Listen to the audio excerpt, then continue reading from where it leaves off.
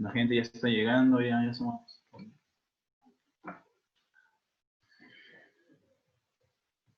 Y video también. Ahí está. Hola. Hola. Durante la charla también se les recuerda, por favor, que tengan sus micros y sus cámaras apagadas, por favor, para no interrumpir al ponente. Las preguntas se van a hacer después, ya voy a explicarles eso en un momentito. Ya, buenos días, Nuri. Mucho gusto. Disculpa por el inconveniente que ha ocurrido. Gracias por haber entrado. Y bueno, queríamos consultarte si vas a manejar tú tus diapositivas, ¿sí? Y tu tiempo también. Quisieras que te avisemos o también lo puedes manejar. No te escucho, tu audio está apagado. Ya, ahora sí. Me dijiste que tenía medio, bueno, buenos días, disculpen por la demora un poco por el tema de la conexión, pero bueno, ya estamos aquí y me decías que tenía media hora para poder presentar la experiencia, diga. Si usted desea hacerlo en media hora, bueno, pero en el cronograma estaba en 45 minutos y de 10:50 a 11 preguntas. Ya, está bien. Ya, está bien. Entonces, bueno, creo que ya está todo listo, ¿no, chicos? Para poder admitir a las demás personas. ¿Sí? Ya, entonces empezamos con Nuri. Voy a empezar a admitir para poder empezar el taller. Gracias. Ya. ¿Ya? Ya, buenos días, chicos. Buenos chicos, señoras, jóvenes, agricultores. Mi nombre es Marco Guerra y soy miembro de PROPAR y es un gusto encontrarnos otra vez, ¿no?, en este tercer taller ya del Círculo de Investigación PROPAR, que se está haciendo en coordinación con la Sociedad Científica Latinoamericana de Agroecología, SOCLA, que han organizado, ¿no?, para ustedes, para todos los interesados. PROPAR es un círculo de investigación de la Facultad de Agronomía de la Universidad Nacional Area de la Molina, que tiene como objetivo implementar la agroecología y la agricultura sustentable en hortalizas y aromáticas. Si desean conocer más sobre PROPAR y sus proyectos y lo que hace y en lo que venimos trabajando, pueden entrar a la página de Facebook o Instagram, o también se pueden comunicar por correo, ¿no? Ya vamos a dejarles el correo después. Por favor, quiero dejar claro unas normas durante la presentación para que no haya problema. Y por favor, en el Zoom, identificarse por favor con su nombre, no con un seudónimo, nada, por favor, con su nombre. Durante la presentación, por favor, les pido que tengan las cámaras y los micros apagados para no interrumpir a la ponente. Y si tienen alguna consulta, pueden escribirlas por el chat de Zoom directo o por Facebook Live, porque tenemos personas que van a estar recepcionando y anotando las preguntas para después hacerlas a la ponente. Este taller de hoy es sobre agricultura tradicional y tenemos un panel idóneo para esto, y sin más preámbulos ya, porque son las 10:06, vamos a empezar con la presentación de la primera ponente, ¿no? Es para mí un gusto, de verdad, presentar a la ingeniera Nuri Zúñiga, y es egresada de la Universidad Nacional Santiago Antúnez de Mayolo, de Ancash. Actualmente está cursando la maestría en Agricultura Sustentable en la UNAL. Ella es natural de Ancash, impulsó el desarrollo del enfoque agroecológico en sistemas agropecuarios familiares andinos y trabaja en el desarrollo rural sostenible con la ONG ALPA Perú. El primer ponente nos brindará la presentación titulada Experiencia en ALPA ONG. Ingeniera, buenos días. No sé si me escucha. Y buenos días con todas y todos. De verdad es un gusto haber recibido la invitación de ustedes, de PROPAR, y vamos a compartir la experiencia que nosotros hemos desarrollado por esta zona. Bueno, ingeniera, entonces es un gusto tenerla con nosotros y la dejo con los chicos. Muchas gracias. Okay. No sé si logran ver mi pantalla.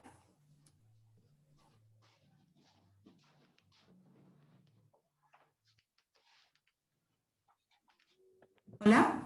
No sé si logran ver mi pantalla. Todavía no, Nuri. Ahora Ya. puedes intentar, por favor.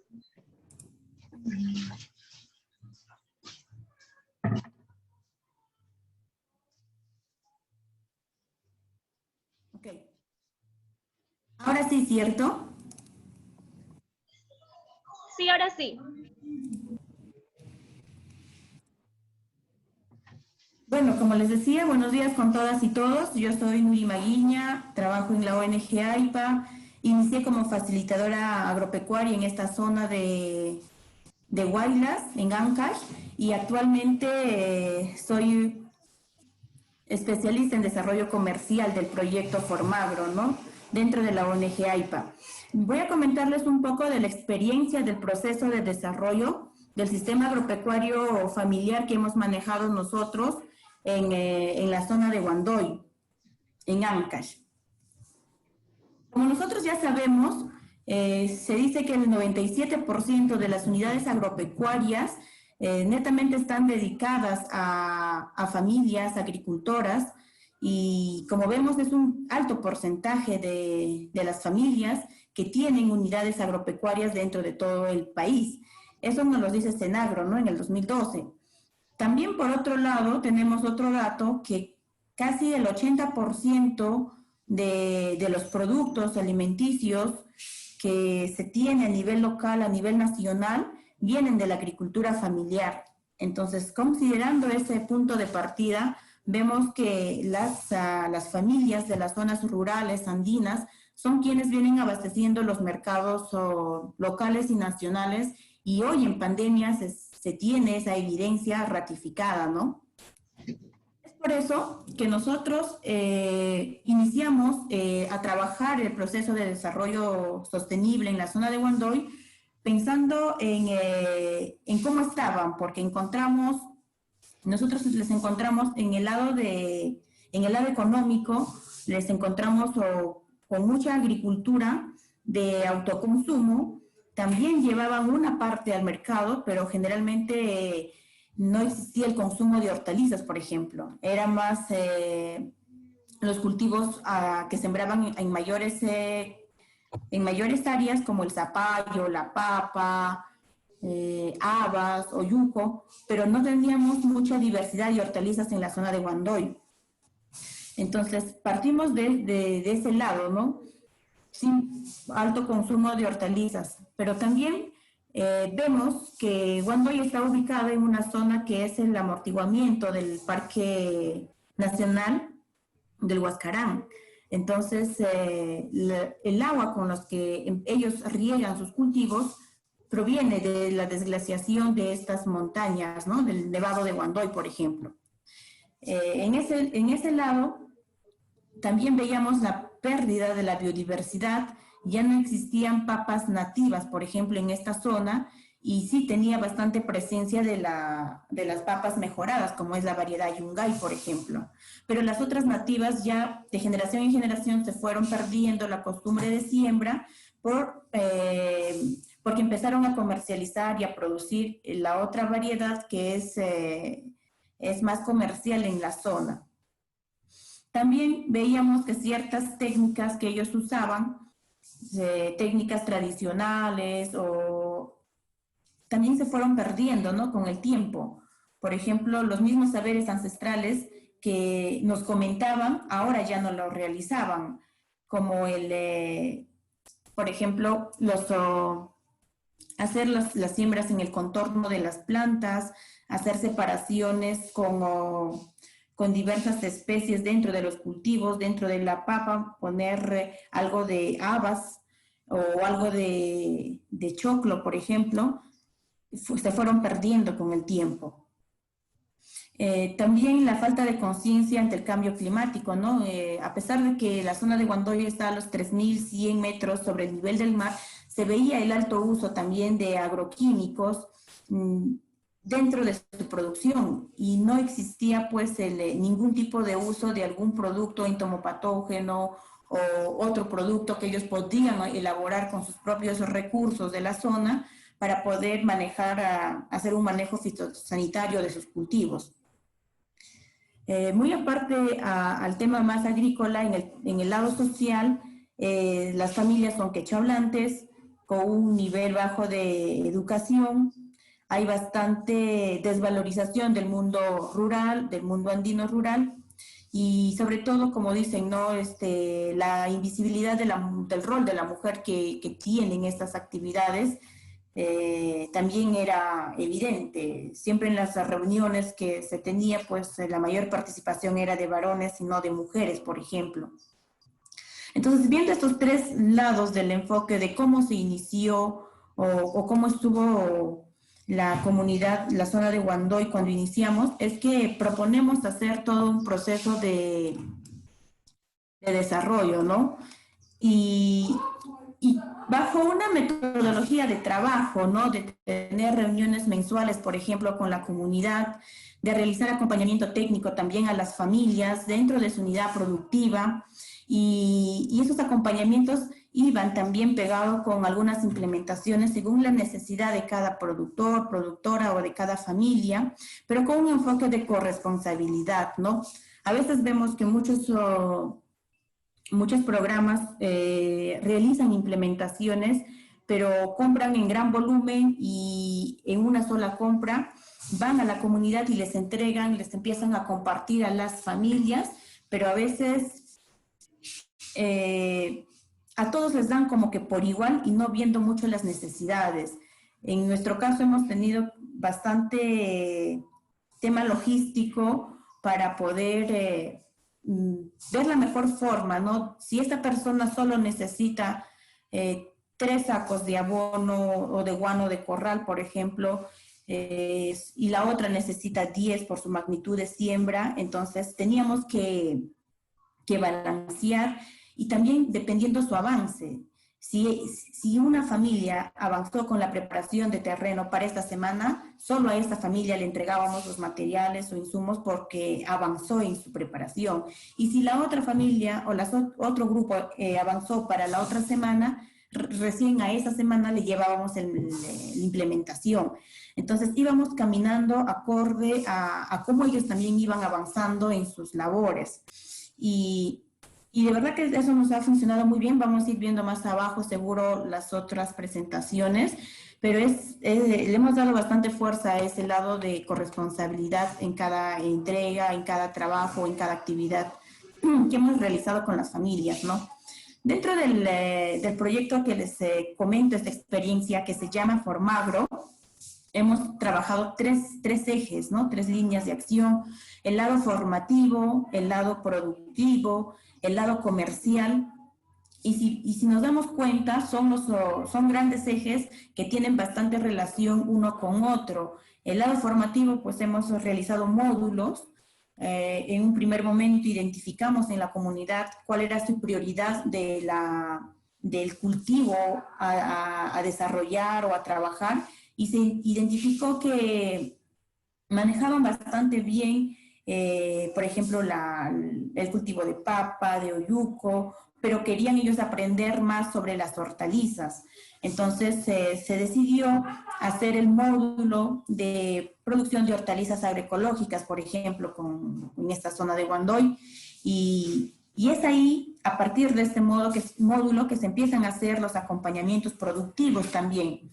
Estos acompañamientos productivos eran visitas a su parcela, recomendaciones dentro de su parcela, trabajos conjuntos con ellos, también talleres de capacitación con ellos, pero nuestros talleres también han sido bajo el enfoque de aprender haciendo, ¿no? Teníamos que hacer un taller muy práctico, didáctico, evitábamos las presentaciones en un ambiente, por ejemplo, evitábamos los PPTs o llevar algún material o llevar papelógrafos, y lo hacíamos mucho más práctico, como lo dice el título, ¿no? De aprender haciendo, por ejemplo.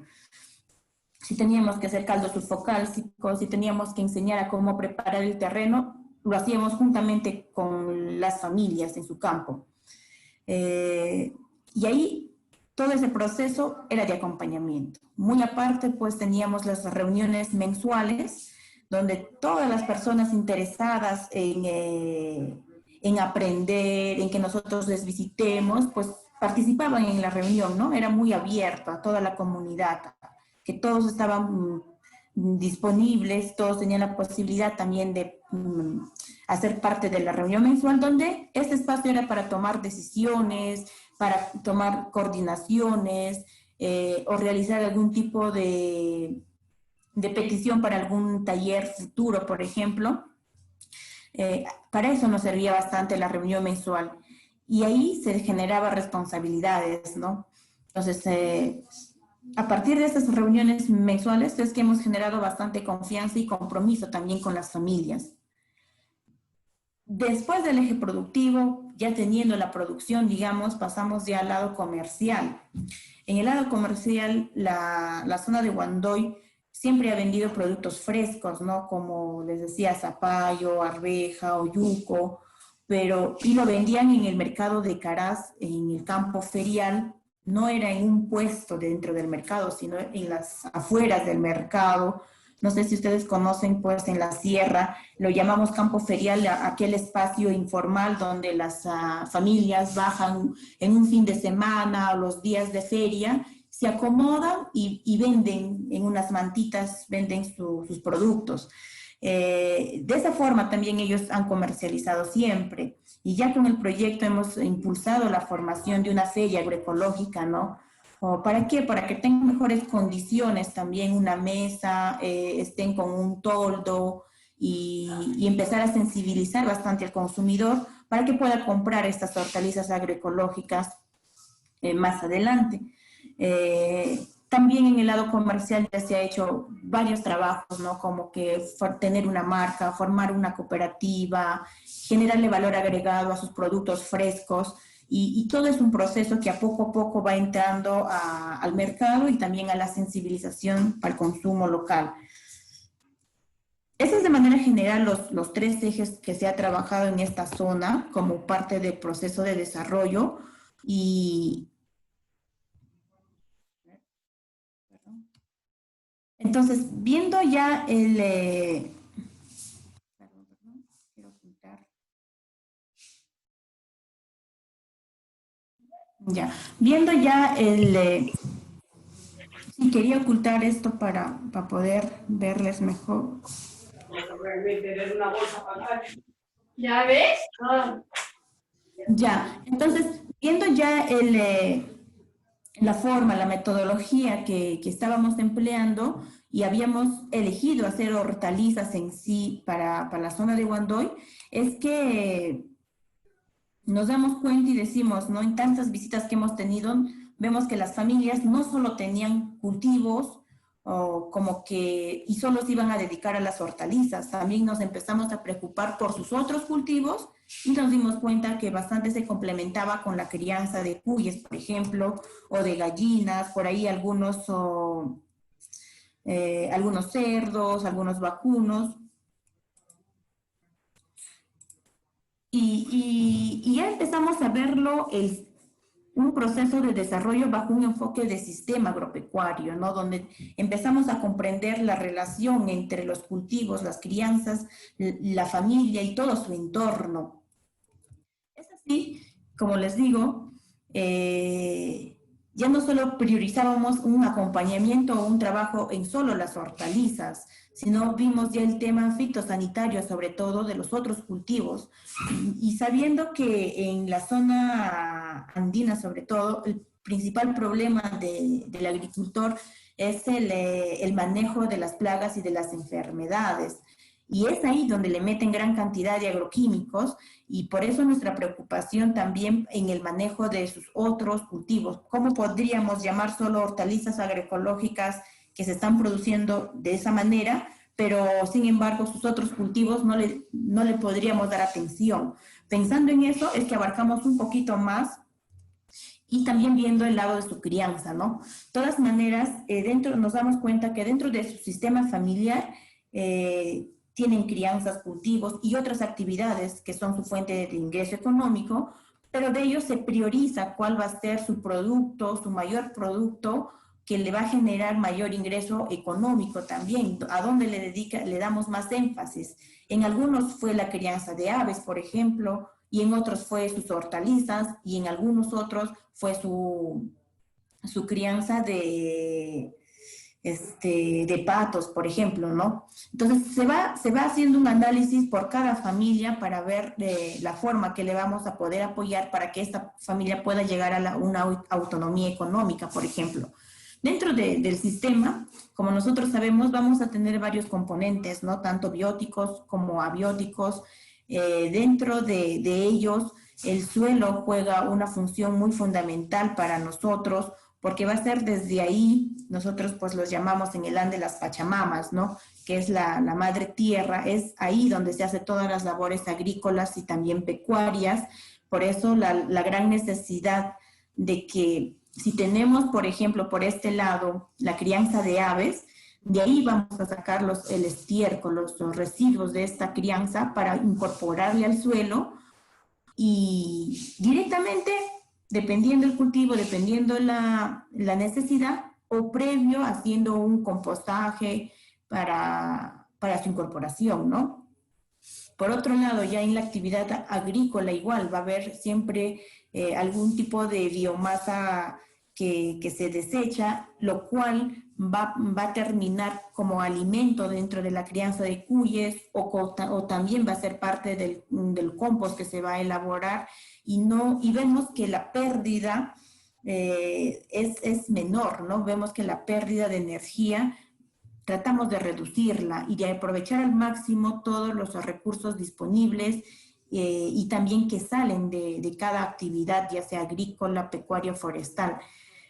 También ellos manejan en esa zona un espacio de forestación, por ejemplo. De esta zona pues cosechan los honguitos, lo venden en el mercado local, pero lo importante de aquí es que le usan también en algunas zonas eriáceas, tienen eucalipto. ¿Y para qué les sirve el eucalipto? Para poder sacar las estacas, ¿no? Que les sirve para su cultivo de aguaymanto u otras labores, o también le puede servir para construir, por ejemplo, su galpón de cuyes, de aves, como vemos ahí en las imágenes. Ya concibiendo un enfoque sistémico, también le sumamos el enfoque agroecológico dentro de todo ese sistema, ¿no? Viendo ya el tema que sea económicamente rentable, ecológicamente y ambientalmente sostenible, socialmente y culturalmente también aceptable, ¿no?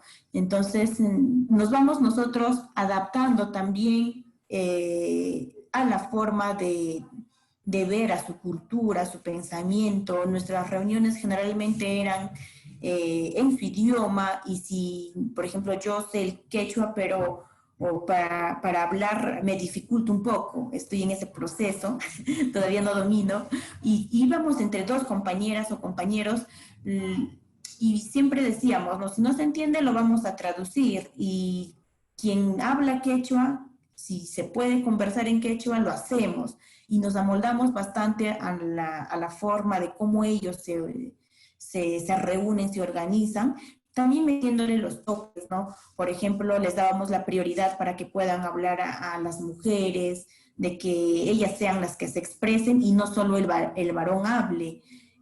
Trabajamos bastante los dos enfoques transversales dentro del proyecto, el enfoque medioambiental y el enfoque de género, ¿no?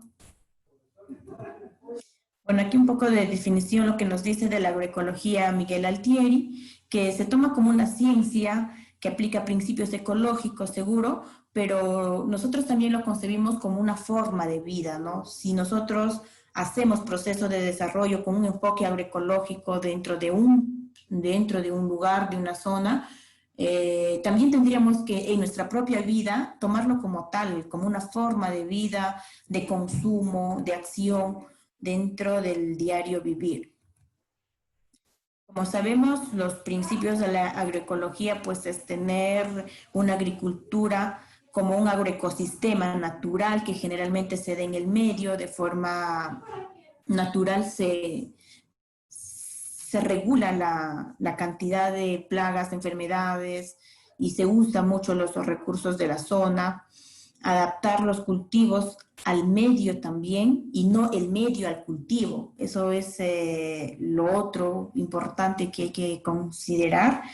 No estamos para adaptar el medio, ¿no? El medio, la naturaleza es como es, y nosotros, eso viene desde la civilización pre-inca, por ejemplo, ¿no?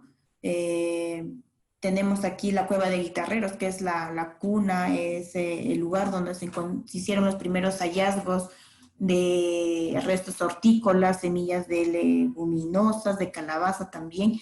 Entonces, vemos cómo nuestros antepasados sí se han adaptado bastante bien, han convivido con el medio, con su naturaleza. Si encontraban pendientes, pues hacían las terrazas, hacían los andenes. Si querían llevar agua a zonas distantes, veían la mejor forma, sin tener que adaptar tanto hacer tantos cambios como ahora lo vemos, no dentro de la naturaleza, sino ver los cultivos idóneos, qué cultivos sembrar en cada zona. Promover la agrodiversidad, incorporar también las crianzas dentro de los sistemas agrícolas es importante porque son los que nos van a dar la materia orgánica, por ejemplo. Otro principio es pues concebir de manera integral la fertilidad del suelo. Hay que pensar en la incorporación de materia sólida, líquida, que va a nutrir al suelo. También vemos bastante el reciclaje de los nutrientes del suelo y de la materia orgánica. Se usa el mulch, por ejemplo, ¿no? Hay que enfrentar siempre las causas y no los síntomas de la protección vegetal. Siempre cuando hablamos de agroecología hablamos de prevenir, ¿no? Prevenir antes de que ya sea tarde y más complicado el control de cierta plaga o cierta enfermedad. Y tanto en el lado agrícola y pecuario es esa la consigna. Hay que prevenir si hablamos en crianzas, pues hay que darle las condiciones adecuadas para el buen crecimiento del cuy, de la gallina, por ejemplo. Bastante sanidad dentro de ese ambiente, higiene, desinfección, y no va a haber mucho problema, ¿no? Porque si ya viene alguna enfermedad, pues, y es crítica, como la rancha de la papa, por ejemplo, o es difícil decir, sí, voy a solo aplicarle mi caldo sufocásico y lo voy a controlar. Hay algunas enfermedades que son muy avasadoras que de hecho, el agricultor no podría perder su cultivo y tendríamos que optar por algún agroquímico, pero tendría que ser nuestra última opción y por eso hacemos incidencia en la prevención. Hay que fomentar el control biológico. Nosotros hemos visto que en la zona andina y rural el conocimiento de este tema es, por no decirlo nulo, es muy bajo, muy bajo.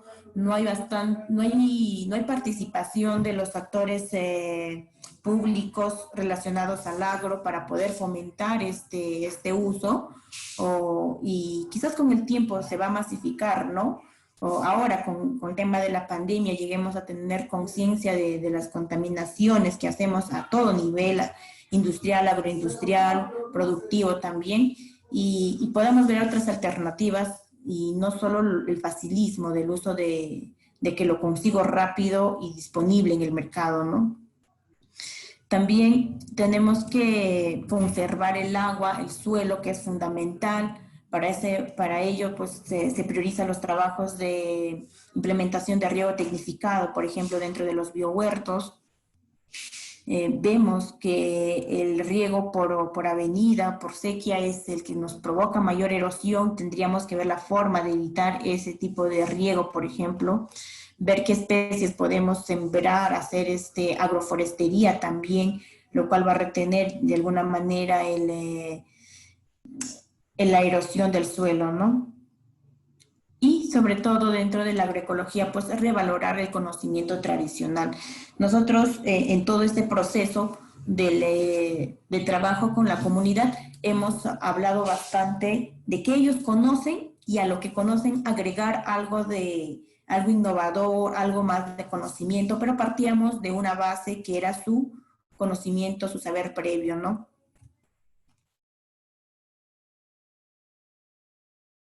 Aquí algunas muestras de agrodiversidad, por ejemplo, la asociación de cultivos, se ha trabajado bastante la rotación también de los cultivos, dentro de biohuertos familiares, no solo pensando en un autoconsumo, ¿no? Es pensando en el consumo porque tenemos que asegurar la alimentación familiar y los excedentes tendrían que ser comercializados para que también la familia pueda tener algunos ingresos. Con ello se hizo propagación de algunas especies como el de aguaymanto que vemos aquí al margen derecho superior. Eh, Hay familias que siguen conservando in situ las semillas de maíz cancha, por ejemplo, y como vemos, no solo es un tipo, cuando uno siembra maíz cancha, no solo se siembra pues un solo color, un solo tipo, siempre hay una diversidad de colores como vemos ahí en la cosecha. Las papas nativas también empezamos a recuperar las papas nativas con diversas familias de la zona y también las hemos apoyado con algunas semillas, comprando de otras zonas donde sí hacen la conservación y tuvimos muy buenos resultados, ¿no? Y como saben, la papa no da los 3.100 que está en la misma comunidad, sino da en la parte en la parte alta de la comunidad, que ya está a partir de los 3.600, 3.800 metros sobre el nivel del mar. Nos damos cuenta que las familias se van adaptando poco a poco al cambio climático también. Por ejemplo, varias especies van subiendo a pisos altitudinales para su producción. Las fresas que nunca se vio a los 3.100, el aguaymanto, ahora están ahí, ¿no? Están ahí, producen muy bien. La miel también empieza a ser vista a esa altitud. Entonces podemos decir que por ese tema de cambio climático la temperatura también va subiendo y con eso suben ciertos cultivos. Hasta palta ya se encuentran, plantones de palta que están instalando en esa comunidad, ya es visible y se ve en buenas condiciones la planta, por ejemplo. Faltaría evaluar su producción a esa altitud. De hecho, que va a ser muy limitada comercialmente, quizás no es rentable, pero ya hay productos que se van adaptando a cierta altitud por ese tema del cambio climático. Y de hecho, las plagas y enfermedades también van junto con el cultivo que aparece, ¿no? Dentro de las crianzas, tienen diversidad, crían algunos ganado, algunos están criando gallinas, cerdos, pero lo principal que tienen es los cuyes. Y los cuyes es su principal actividad de comercialización y también de consumo. Ahora en pandemia se ha visto que como no había ingreso de los pollos de la costa, por ejemplo, han estado muy bien familias. En realidad esta comunidad de Guandoya ha estado muy bien durante toda la pandemia que se inició, porque las hortalizas salieron a pan caliente, ¿no? No ingresaban productos de otras zonas aquí al mercado de Caraz, pero sí las hortalizas empezaron a venderse muy bien y eran de esta comunidad, de la zona local que abasteció el mercado. Hortalizas, cuyes, los panes, las harinas, la miel. Hemos trabajado bastante o hemos reforzado en sí los conocimientos de preparación de abonos orgánicos con ellos. Principalmente siempre han usado, como tradicionalmente se usa el guano o cualquier estiércol, se incorpora directamente al campo. Eso es lo que hace cualquier agricultor tradicional, pero nosotros con ellos hemos elaborado los compost, el bokashi, el humus, y hoy por hoy podemos decir que lo usan bastante para el cultivo de las hortalizas, por ejemplo, ¿no? Que generalmente las hortalizas son manejadas también por las mujeres, es un espacio que está más cerca a su vivienda, y es la mujer con sus hijos quien se dedica a esta actividad, y los otros terrenos que tienen en otras zonas más alejadas, que también se dedica a la familia, pero es el varón quien tiene mayor compromiso, digamos, con los otros cultivos, como es el zapallo, la papa, o como cuando siembran oyuco, ¿no? Se ve que el varón está más dedicado a esas actividades que necesitan mayor fuerza, quizás. Entonces, dentro del proyecto, para darle un espacio, un buen espacio a la mujer, es que también hemos apostado por impulsar esta crianza, de fortalecer las crianzas de cuyes o los cultivos de hortalizas. Igual, los otros abonos orgánicos que hemos hecho es el purín, el biol, las trampas de melaza también. En el tema de los abonos líquidos, ellos, por ejemplo, nunca han hecho, nunca lo han elaborado tradicionalmente, ¿no? Es lo que se ha podido, lo nuevo, digamos, que se ha podido dejar en esta zona. Y dentro del manejo sanitario, que es lo más fuerte en realidad, hemos logrado que esta comunidad ya se llegue a contactar o articular con algunas instituciones públicas, como es el SENASA, como también Agrorural. Pero bueno, SENASA más relacionado al tema sanitario, y con ellos se ha trabajado el uso de los controladores o de los controles biológicos, principalmente con hongos antagonistas o también con hongos entomopatógenos. Y actualmente les funciona muy bien dentro de sus hortalizas, de sus arvejas o yucos, papas, y lo están haciendo uso, ¿no? Lo importante de aquí es que ya tienen ese lazo con SENASA, y bueno, hasta antes de la pandemia, pues SENASA los capacitaba, también veían la forma de poder adquirir algunos productos con SENASA, y algunos otros ya comprarlos de afuera, ¿no? Los que SENASA no los podía vender. Y esa articulación yo creo que va a ser sostenible con el tiempo, porque ya tienen el conocimiento y la necesidad, ¿no? A pesar que antes, si no conocían, ¿cómo iban a buscar? Entonces ahora sí ya podemos decir que ellos están empoderados por ahí. El otro, se ha usado bastante los bioinsecticidas, como caldo sulfocálcico, el caldo bordalés, por ejemplo, que generalmente pues eran conocimientos nuevos para ellos, ¿no? Las trampas de colores también, algunos macerados fermentados. Hemos tenido la experiencia de que el macerado de ortiga funciona muy bien para el control de los áfidos, por ejemplo. El rocoto macerado con cebolla también hemos probado y nos ha ido súper bien, ¿no?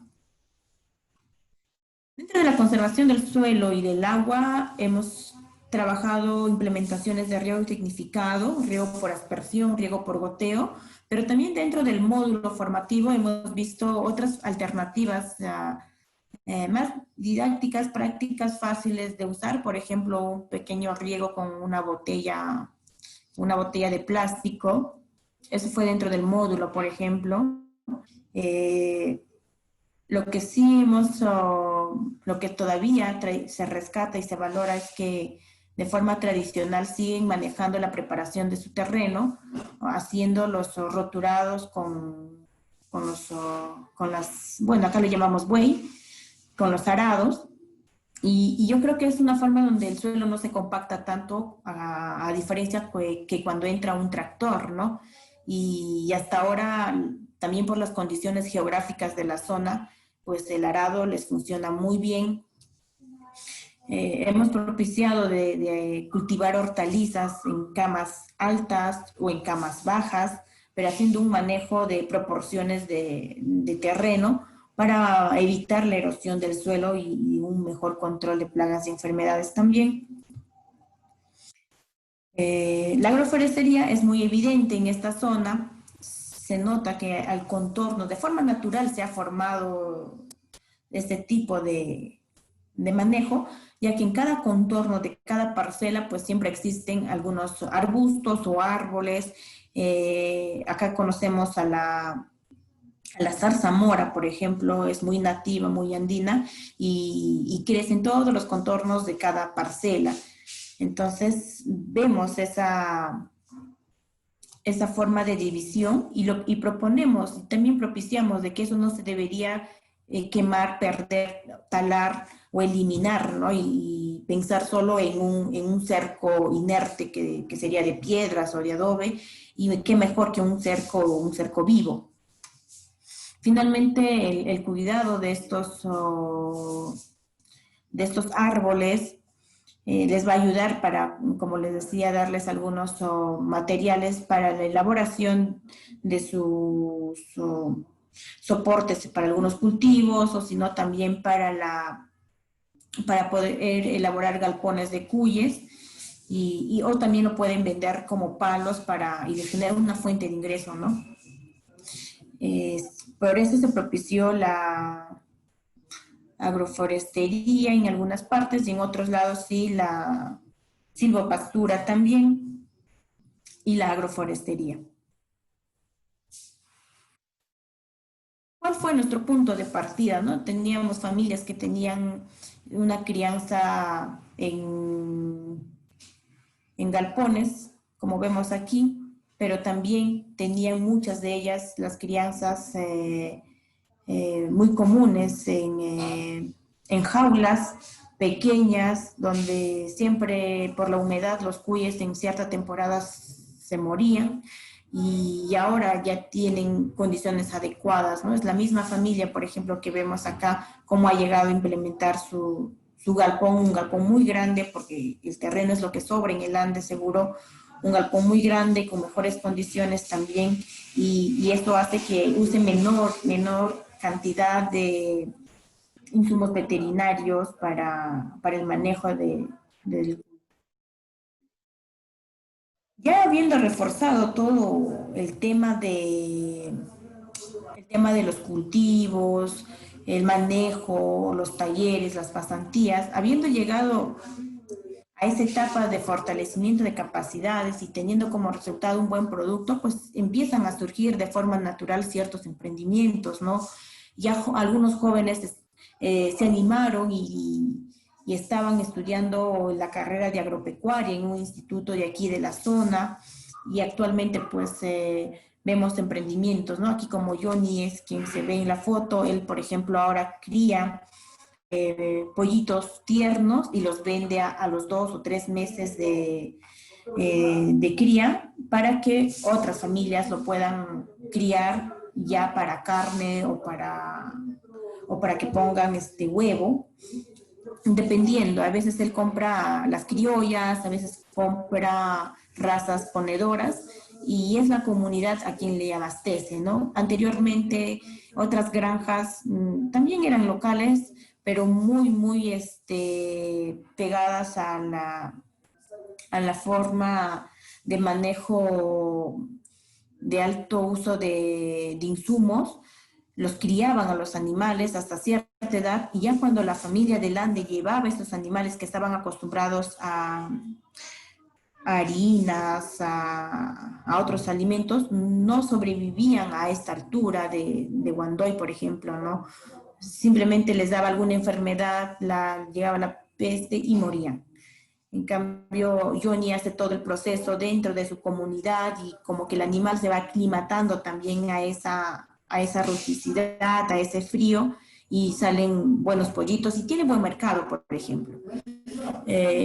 Por eso vemos que empiezan a surgir ciertos emprendimientos. Habían familias que siempre han hecho helados, por ejemplo, aquí como la señora, siempre hacía helados, pero ahora se proponía una innovación, ¿no? Sus helados que hacía eran de beterraga y de zanahoria, también de alfalfa, y eran muy agradables y de paso nutritivos.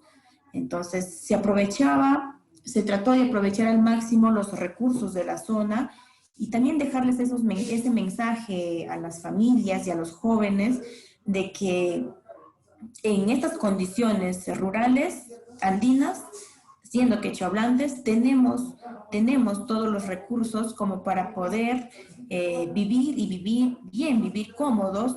Tenemos los recursos y solo hay que saber aprovechar al máximo y darle la forma, ¿no? De generar un emprendimiento, un valor diferencial al común denominador que existe en la zona. Finalmente, se llegó a articular, como les decía, al mercado local, al mercado de Caraz, se creó la Feria Agroecológica Huaylina aquí en la zona, y eran las familias de esta comunidad principalmente quienes vendían. Por ejemplo, vendían sus hortalizas.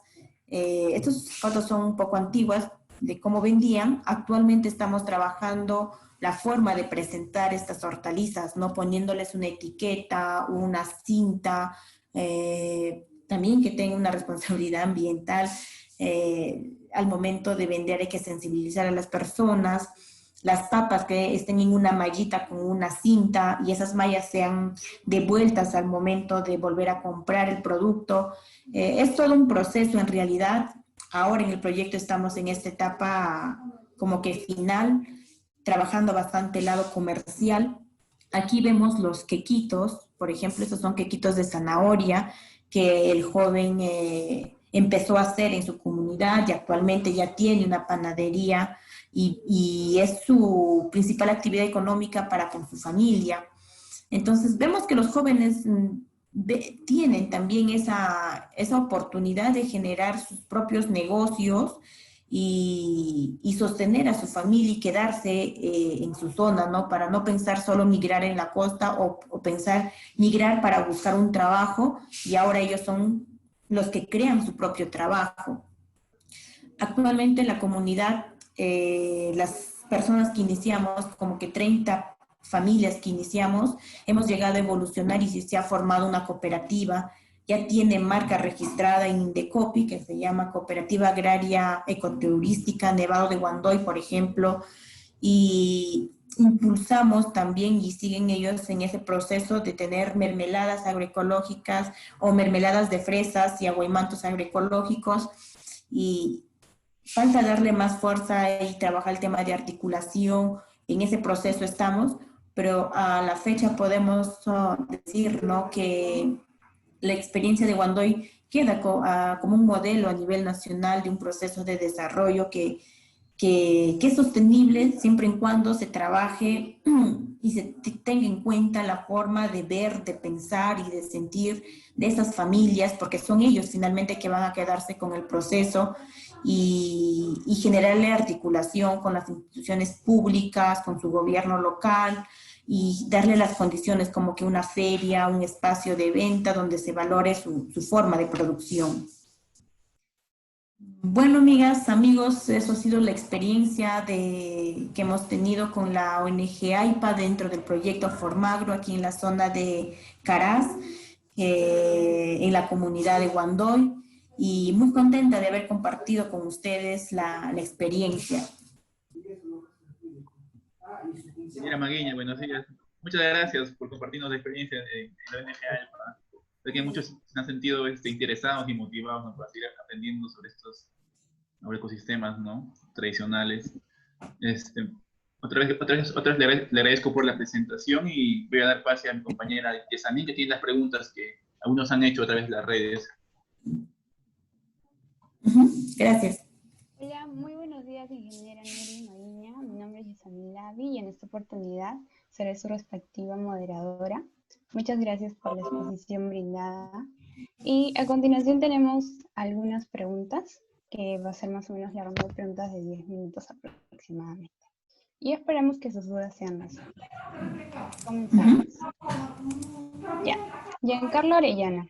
¿Qué tan difícil ha sido incorporar estos sistemas agropecuarios desde el punto de vista de la aceptación por parte de la comunidad campesina? ¿Y cuál sería el o los factores claves para obtener resultados exitosos a largo plazo en estos proyectos?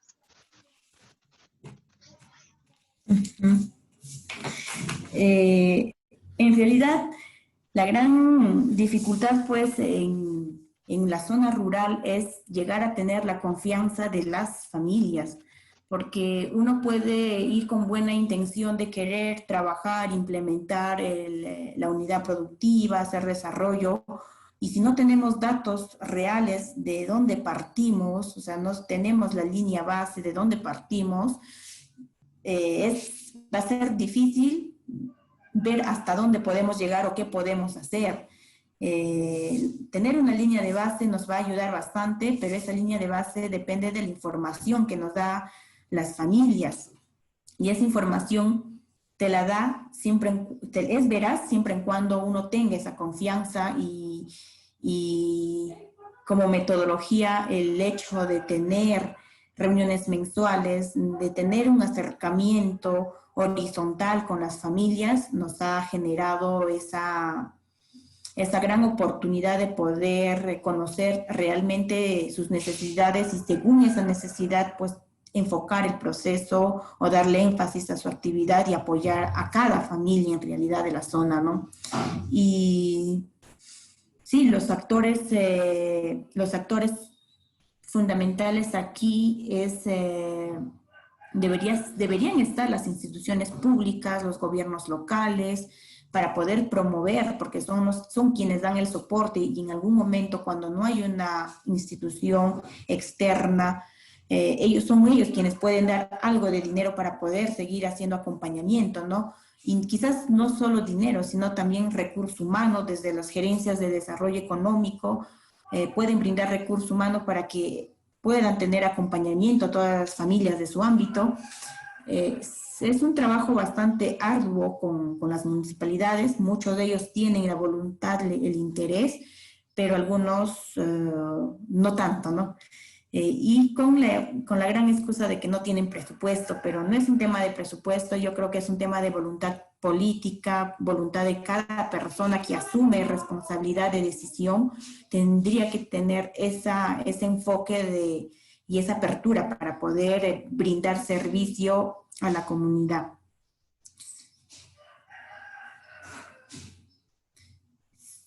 Sí, Valeria, no sé si respondí a la segunda pregunta.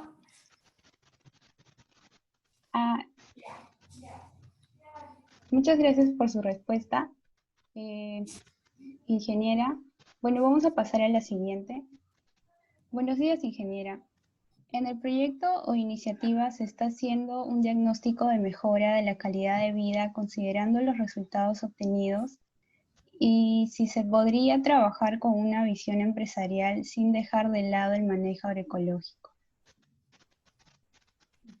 Yo creo que sí, en esta etapa de conformación de cooperativas sobre todo, y hay gran avance de un proceso, y sí se podría trabajar el desarrollo, o sí se podría trabajar una visión empresarial en estas zonas, o en la zona andina, pero hay que ir quemando etapas, ¿no? Hay que ir quemando etapas.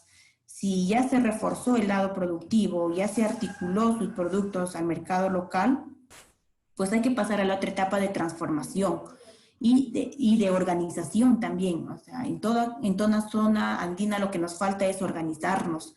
En algún momento iniciamos a organizarnos seguramente como asociaciones, ¿no? A nivel de la historia, como asociaciones, como cooperativas, como comunidad, pero no le hemos dado el seguimiento, no ha habido el soporte a las familias para que eso sea real y lleguen a ser empresa, por ejemplo. Es todo un proceso, les diré, con Guandoy estamos 5 años, estamos en plena articulación local, pero vemos que es un proceso no terminado, ¿no? Nos falta seguir trabajando más y también trabajando más en el tema de transformación, pero eso va a depender mucho de la voluntad de ellos, sí, y de su propia dinámica, de su propio ritmo de avance. No podemos decir que hoy por hoy empezamos a hacer mermeladas hoy y mañana ya empezamos a articular con las biotiendas, con Metro, con WOM y ya somos empresarios. Eso sería muy loco de mi lado, pienso así que sería muy pronto, ¿no? Muy pronto. Tiene que ir quemando etapas la familia andina para poder dar ese salto y poder tener todas las condiciones de competir con otros mercados. Y de hecho, nuestro gran reto es cubrir el mercado local y nacional.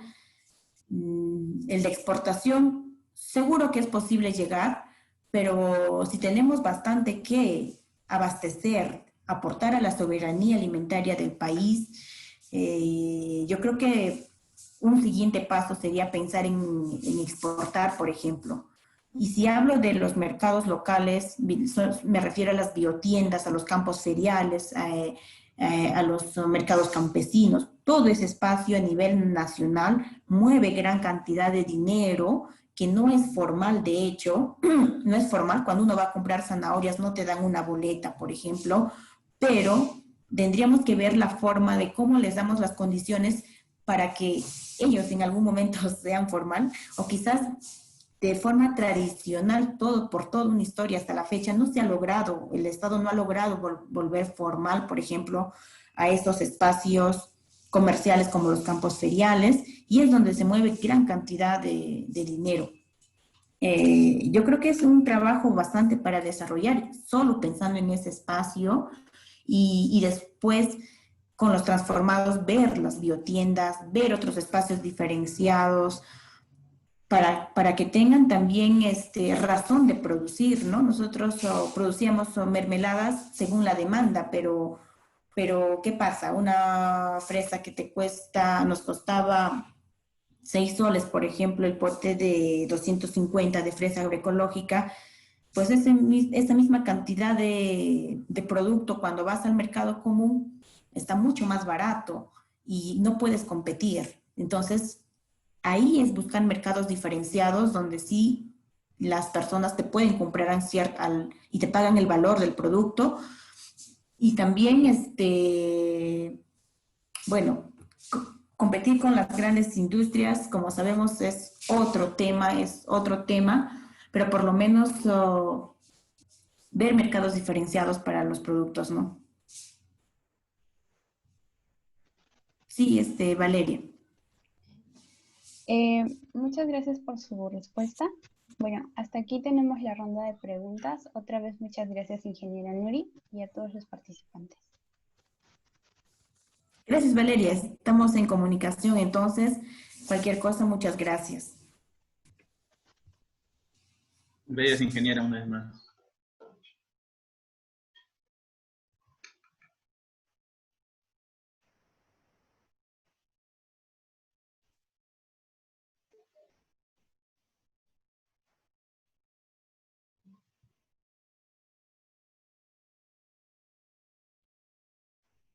Bueno, chicos, ¿qué tal? Vamos a seguir con las presentaciones del día de hoy.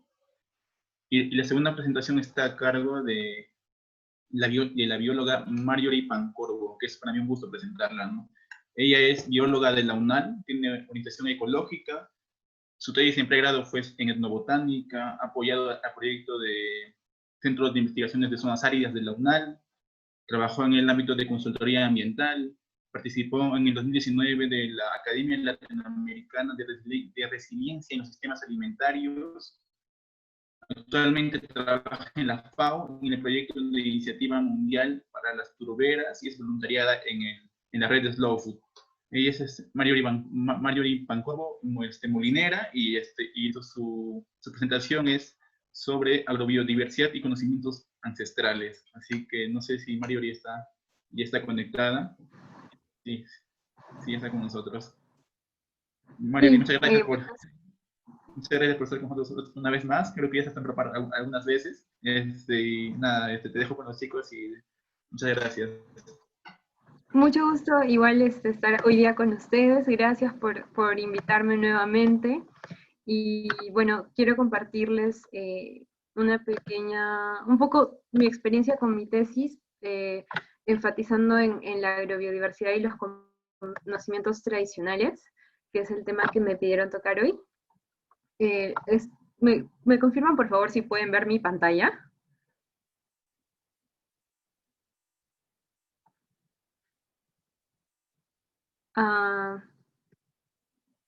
Chicos, ¿me confirman si pueden ver mi pantalla, por favor?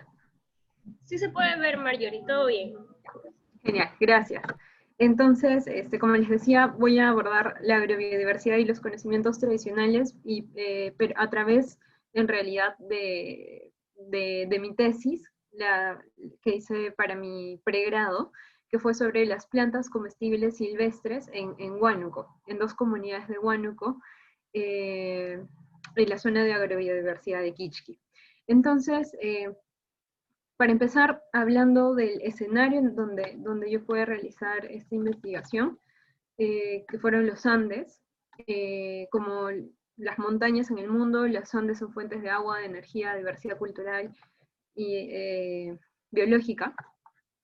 Y además se caracterizan, al ser montañas, y al ser montañas además tropicales, por una gran variabilidad climática y ecológica que aumenta con la altitud. Esta variabilidad ocasiona, por supuesto, riesgos, porque variables como la temperatura, la precipitación, los suelos, son muy diferentes y cambian todo el tiempo. Y ante esto, los pobladores andinos que habitan ahí por milenios han desarrollado estrategias para minimizar estos riesgos. Diversos estudiosos, autores, han estudiado desde las ciencias sociales acá en Perú, en los Andes peruanos, las estrategias de vida que emplean los pobladores, los agricultores andinos actuales, contemporáneos, para enfrentar estos riesgos. Por ejemplo, John Murra habla de un control de un máximo de pisos ecológicos, es decir, acceder a la mayor cantidad de espacios verticales que se pueda para adquirir todos los productos de estos espacios, que se complementan entre ellos. La estrategia de paralelismo masivo de John Ernst, ¿no? que se refiere a que el agricultor andino toma muchos factores en cuenta al mismo tiempo para tomar una decisión agrícola.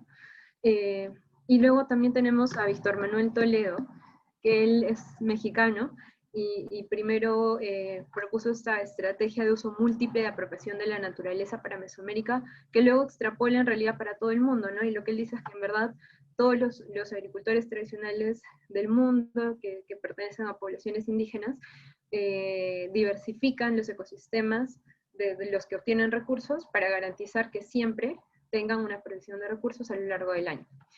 Sin embargo, actualmente el cambio climático propone un nuevo desafío para los agricultores, que si bien es cierto ya los agricultores andinos ya conocen la variabilidad ecoclimática, los cambios que impone el cambio climático son más grandes en magnitud y ocurren en espacios de tiempo más cortos.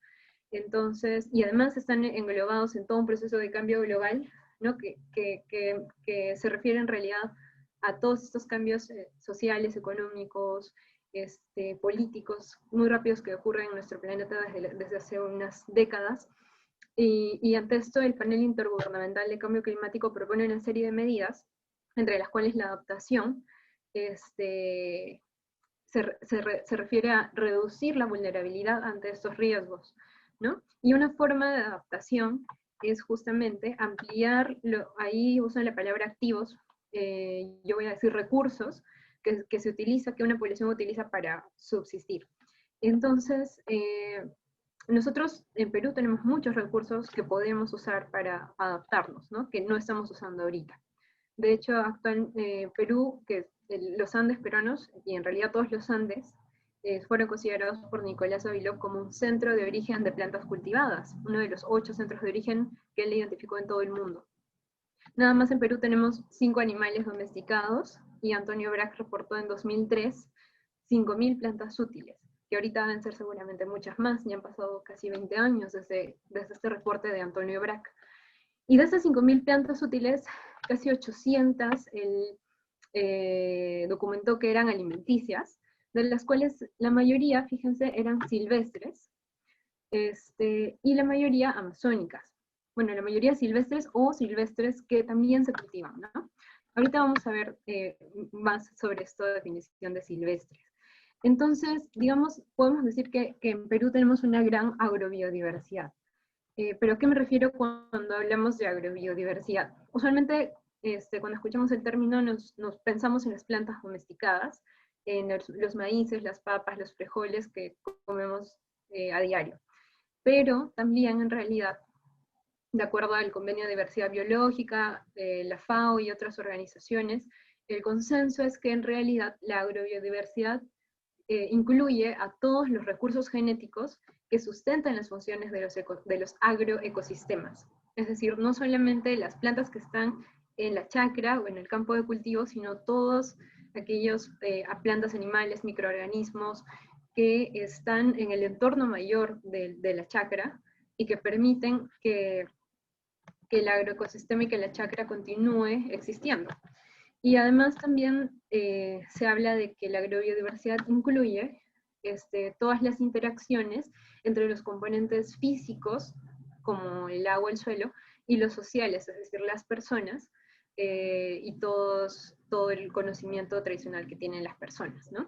Entonces el concepto de agrobiodiversidad en verdad es muy amplio, y además de las plantas domesticadas también hay otra parte de la agrobiodiversidad que usualmente no se contempla, que son las plantas que yo voy a llamar ahora no domesticadas, en realidad no tienen un nombre en conjunto, que son silvestres, arbences rurales, y que han sido ampliamente documentadas en otros contextos culturales como en Tailandia, España, México, Colombia, ¿no? Y acá en Perú todavía no se ha documentado tanto en cuanto a las que son alimenticias.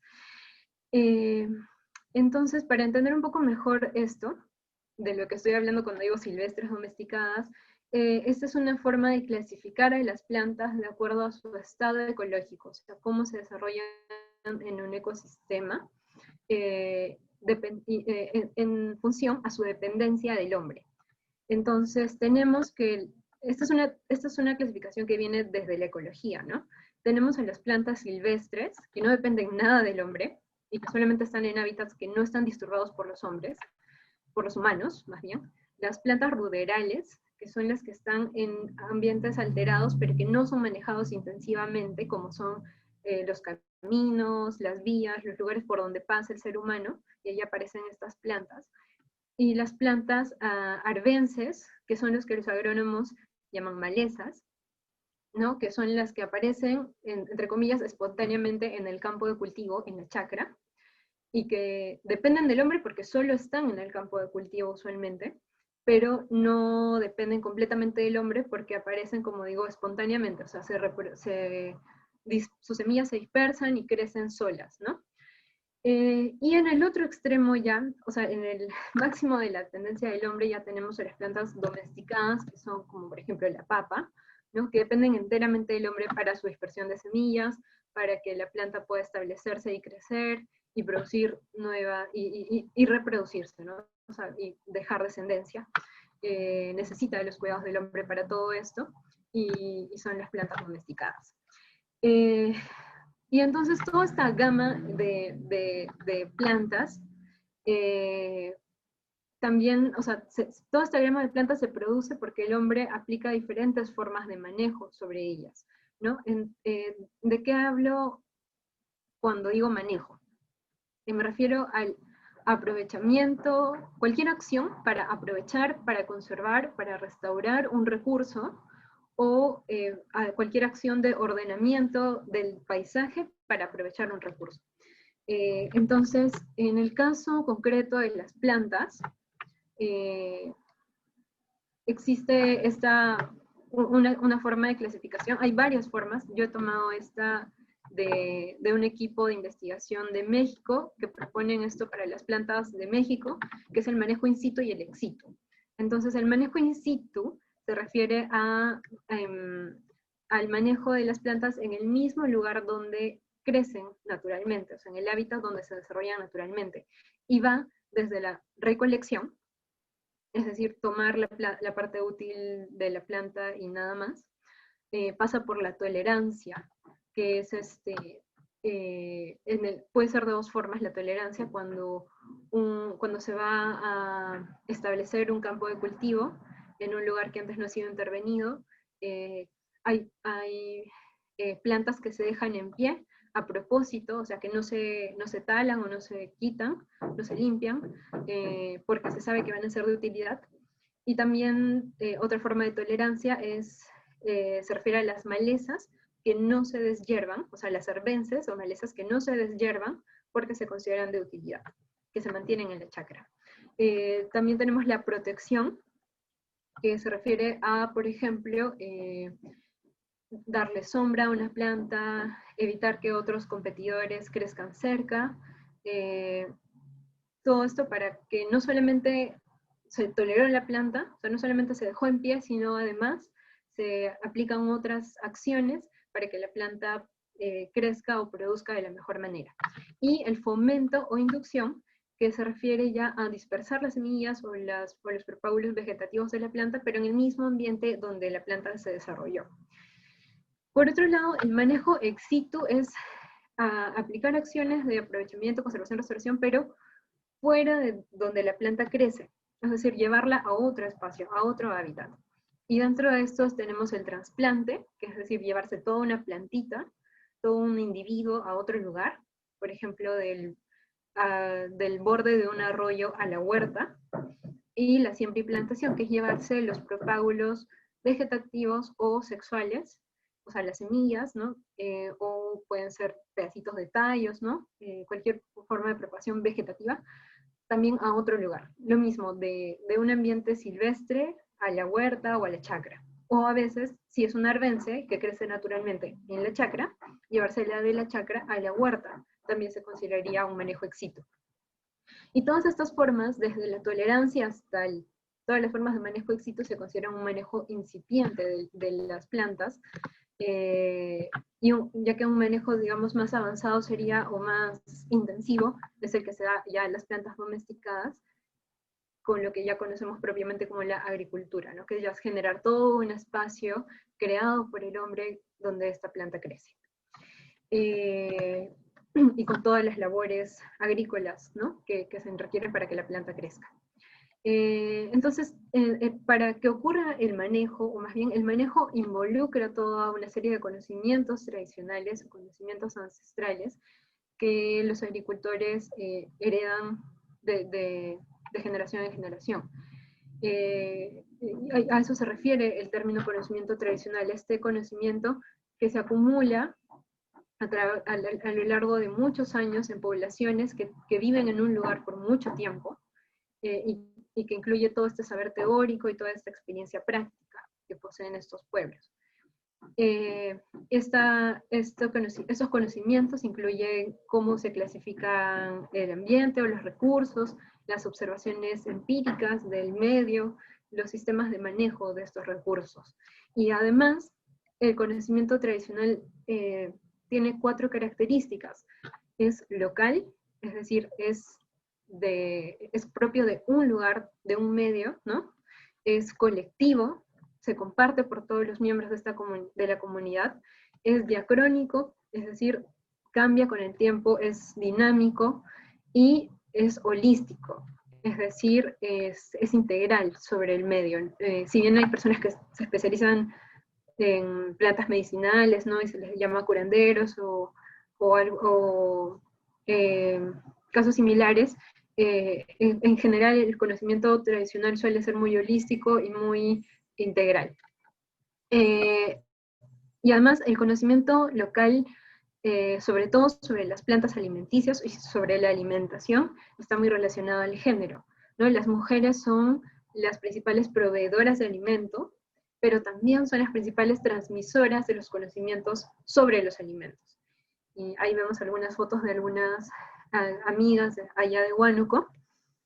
Y la etnobotánica es una ciencia que busca justamente acercarse a estos conocimientos tradicionales desde los conocimientos occidentales. Por lo tanto, es una rama que combina la botánica con la etnología, en busca justamente de averiguar cómo se dan estas interacciones de los seres humanos con los recursos vegetales. En Perú, la mayoría de estudios etnobotánicos son etnomedicinales, o sea, se orientan hacia las plantas medicinales y se orientan a generar listados, y no hacen mucho énfasis en el manejo que se hace de cada una de las plantas que suelen poner en estos listados. ¿No? Y esa es una de las razones por la que se hizo también esta tesis. Entonces, el objetivo general de la tesis, en realidad, que estaba enmarcado en un proyecto más grande, era conocer un poco más de los patrones alimentarios de estas comunidades, desde una perspectiva etnobotánica, para desarrollar posibles estrategias de adaptación de estas comunidades, ¿no? Usando los recursos que ellas tienen. Y los objetivos específicos, que son los que hoy les voy a detallar en un momento, fueron, primero, realizar un registro de qué plantas silvestres, rurales, alimenticias, usan o conocen en las comunidades, identificar en qué hábitat se obtienen y cuándo, en qué época del año, y también describir desde una perspectiva siempre etnobotánica, o sea, no es un trabajo de un nutricionista ni nada, pero describir los patrones alimentarios con el objetivo de ver qué tanta importancia tienen estas plantas todavía en los sistemas alimentarios actuales de estas comunidades. Uy, se me colgó, no puedo pasar, ahí está, perdone, no podía pasar la diapositiva. Bueno, entonces el área de estudio fue, como les comentaba, Huánuco, dentro de Huánuco el distrito de Quisqui, estas dos comunidades.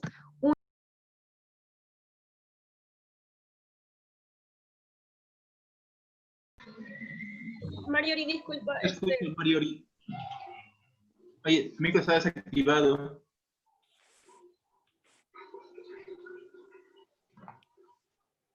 Marjorie, tu micro está activado.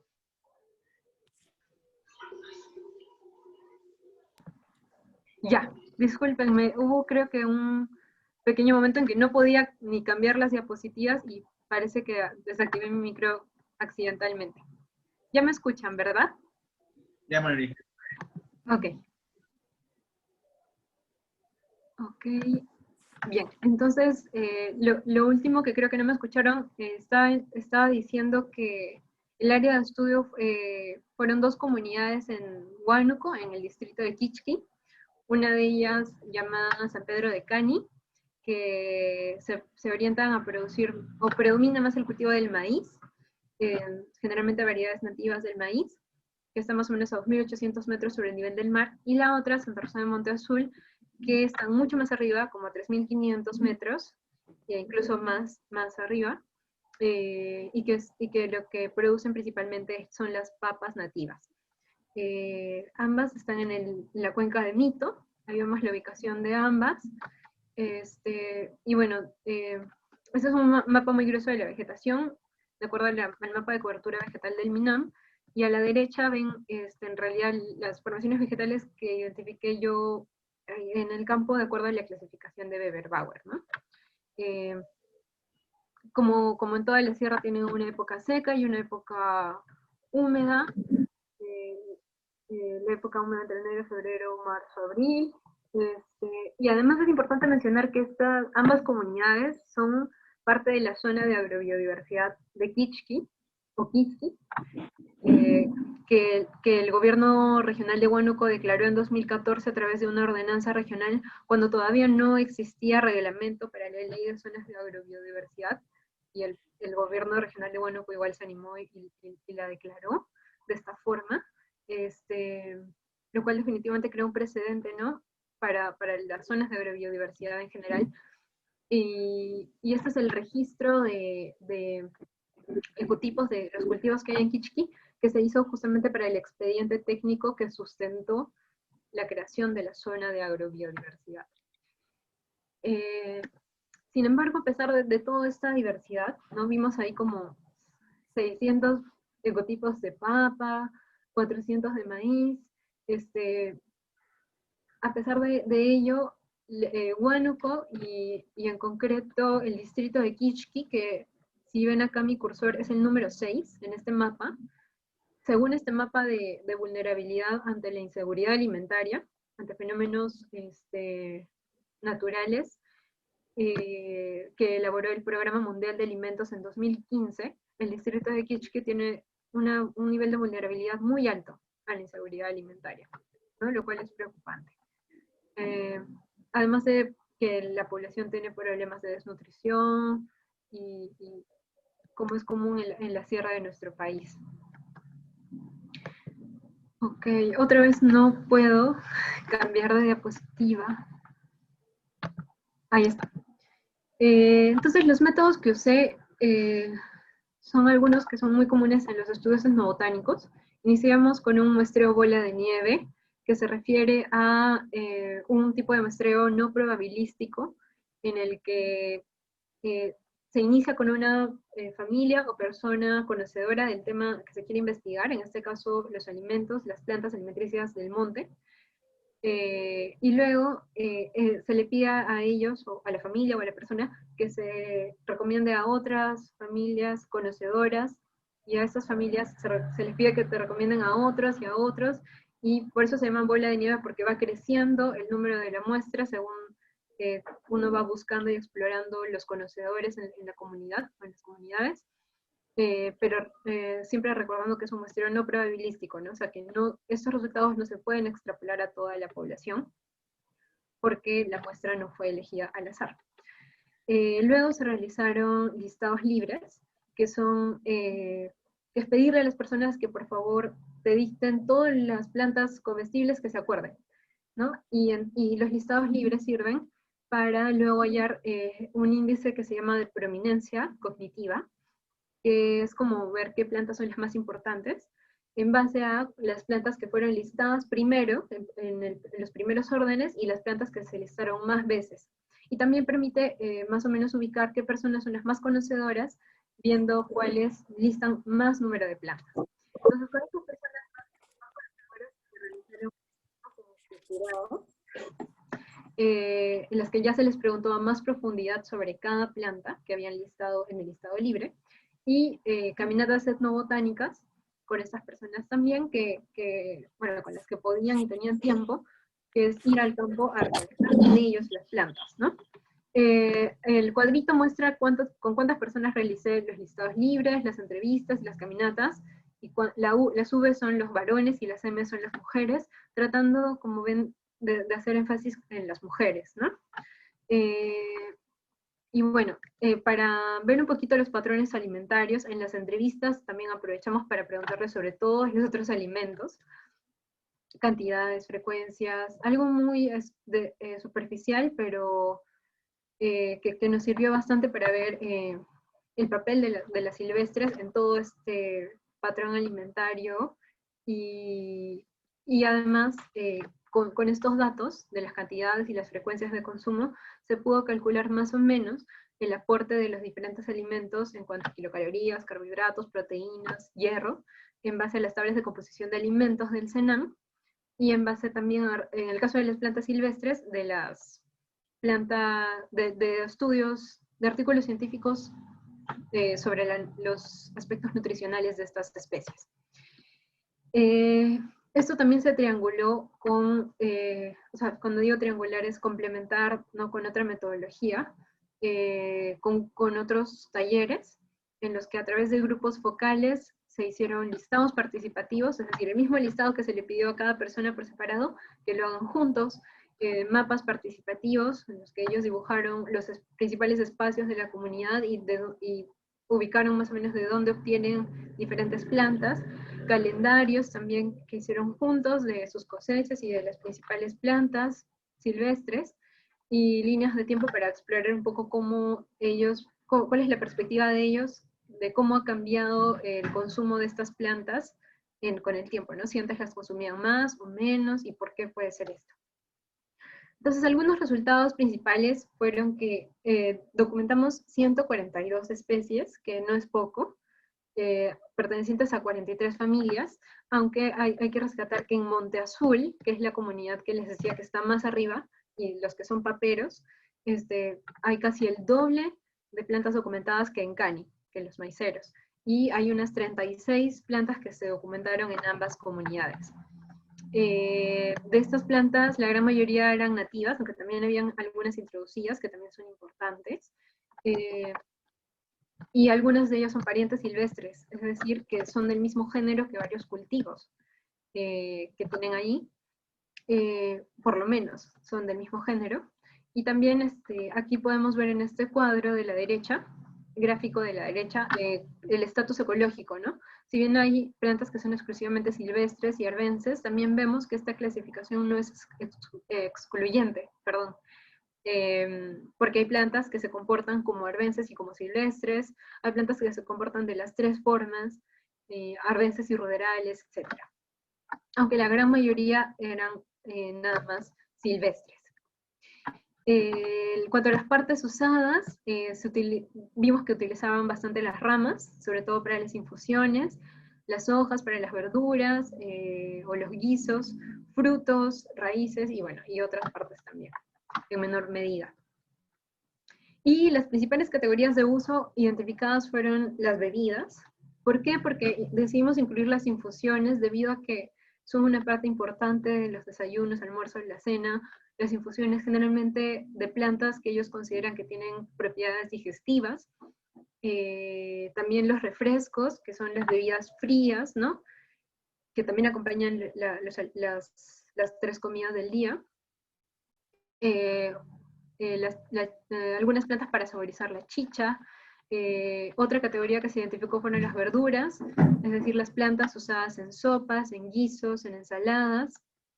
Los frutos, que son aquellas plantas cuyos frutos se consumen crudos o frescos.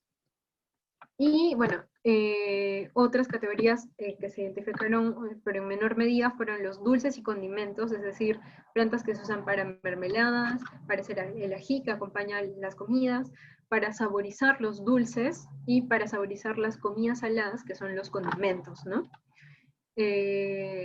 Otro grupo son las misceláneas, es decir, plantas con diversos usos que no se podían agrupar en las otras categorías, como algunas que se usaban para masticar, como chicle, como esta que se llama el mascón, ¿no? O el tuyo, que simplemente es como chupar el juguito y luego se bota la fibra, ¿no? Que no encajaban en las otras categorías. Y una que se utilizaba como raíz, que era un pariente de una malla silvestre, una malla silvestre, más bien. También en los nombres se pudo ver que ellos usan, que ellos tienen sus nomenclaturas, ¿no? Locales propias.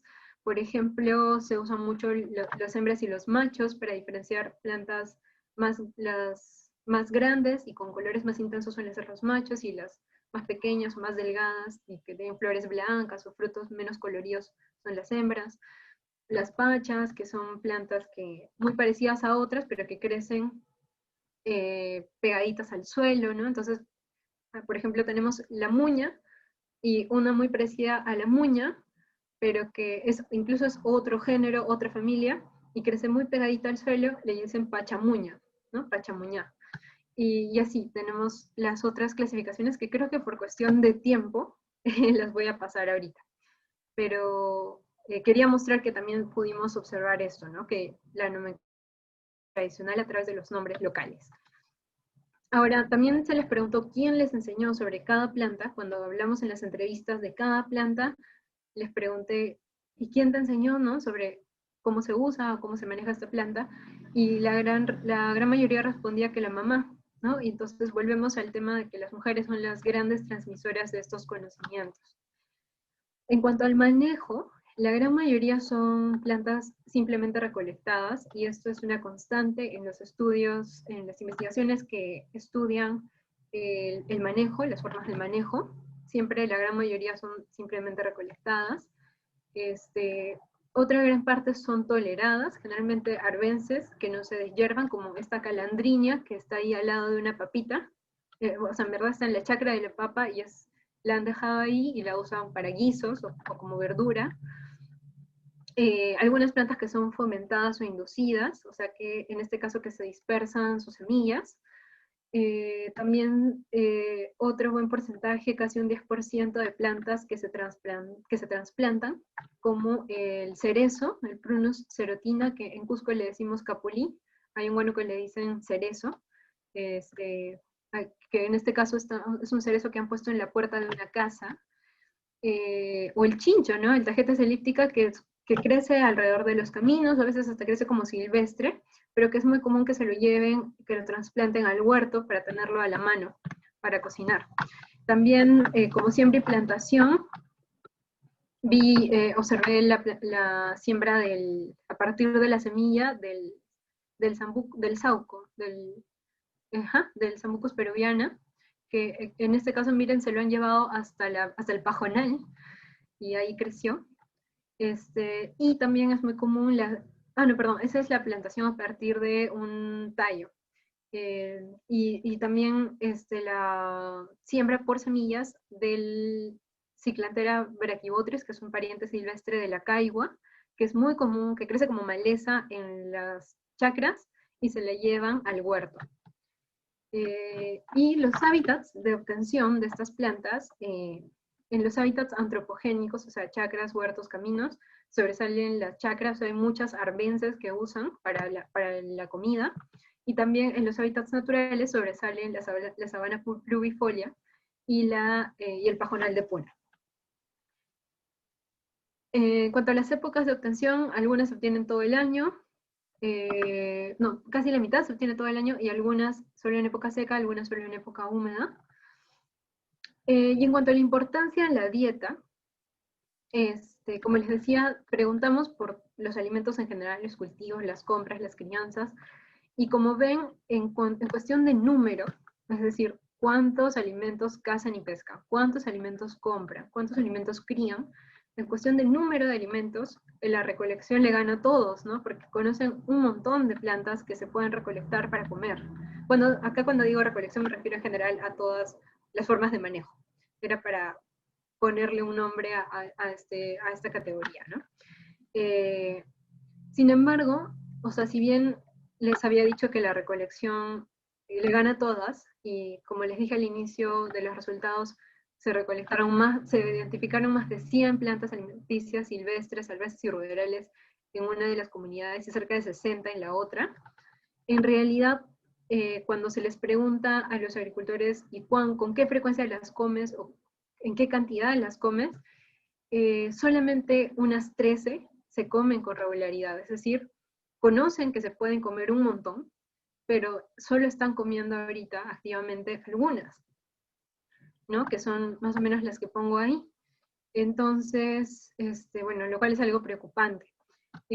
Aquí vemos también un perfil muy simplificado de la vegetación de esta cuenca, donde están las dos comunidades, y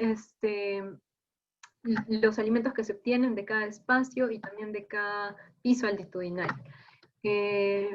Y también quería mencionar que estas plantas en general no tienen importancia económica en el sentido de que no se venden, por lo general, aunque sí encontré una familia que se dedicaba exclusivamente a la recolección de estas plantas y a venderlas cada sábado en la ciudad de Huánuco. Y ahí más o menos ven cuántos paquetes llevaban, bueno, un sábado que yo les pude acompañar y el precio, ¿no?, de estas plantas. Entonces, para ir acabando ya, vemos que en estas comunidades hay una gran diversidad biológica, una gran diversidad ecológica y también cultural, y que todo esto desemboca en una gran diversidad alimentaria. Por el tiempo yo no he podido describirles todas las preparaciones que ellos hacen, pero ellos tienen muchas preparaciones tradicionales que comen en la cotidianidad, como el caldo verde, el tocosh, el picante de cuy, etc. Y también otras que consumen para exclusivamente las fiestas. Y bueno, algunas reflexiones, espero no pasarme con el tiempo. Por ejemplo, se conocen más plantas silvestres, herbáceas y ruderales. Ustedes me avisan si estoy mal con el tiempo, por favor. Bueno, iba a decir que, como una primera reflexión, se conocen más plantas silvestres, arbences y ruderales alimenticias en Monte Azul, que es la comunidad que está más arriba, que en Cani.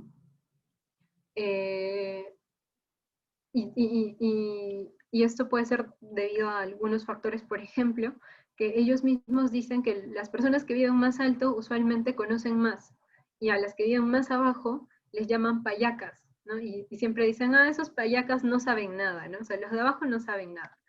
Después, también que en Cani, que está más abajo, tiene una carretera más o menos buena a la ciudad de Huánuco, entonces tiene más acceso y hay un mayor intercambio también con la ciudad de Huánuco de alimentos. Entonces en Cani consumen más fideos, más alimentos procesados.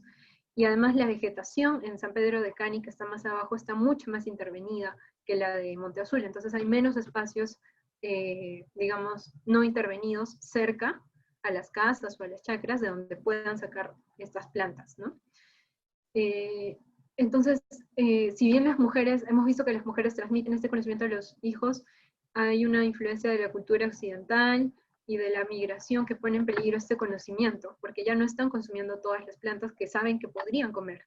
Pero sí es importante frente a esto que el hecho de que todavía realizan acciones de manejo como la tolerancia, el trasplante, la siempre plantación, ayuda a no solamente se conserva el conocimiento sobre esto, sino que también es una forma de diversificar la chacra, diversificar el huerto con estas plantas que se traen de otros lados, y eso puede ayudar a que la chacra, el huerto, tengan más resiliencia frente a un evento extremo, ¿no? Y también puede ser que la chacra y el huerto se conviertan en reservorios genéticos de estas especies en caso sus ambientes naturales estén en peligro.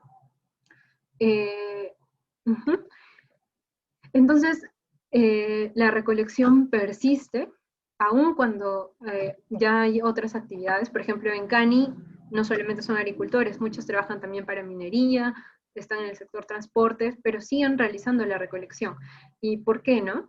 Se habla de que definitivamente es una estrategia en tiempos de hambruna o en tiempos de escasez, y también es una estrategia frente a la inseguridad y a la estacionalidad de la cosecha, porque muchos de los cultivos que tenemos ahí en estas comunidades son de secano. Entonces, por ejemplo, la papa tiene una sola época de cosecha al año y esa tiene que durar para todo el año hasta la siguiente cosecha. Y entonces estas plantas sirven para amortiguar estas épocas en que ya se está acabando la cosecha del año anterior. Y también que estas sociedades agrícolas, como les decía, estas malas hierbas son aprovechadas, ¿no? O sea, no se ven como malas hierbas, sino para ellos tienen utilidad. Ahora, esto es también una oportunidad para las familias que no tienen oportunidad de alimentarse con otra cosa, que por alguna otra razón están pasando limitaciones económicas.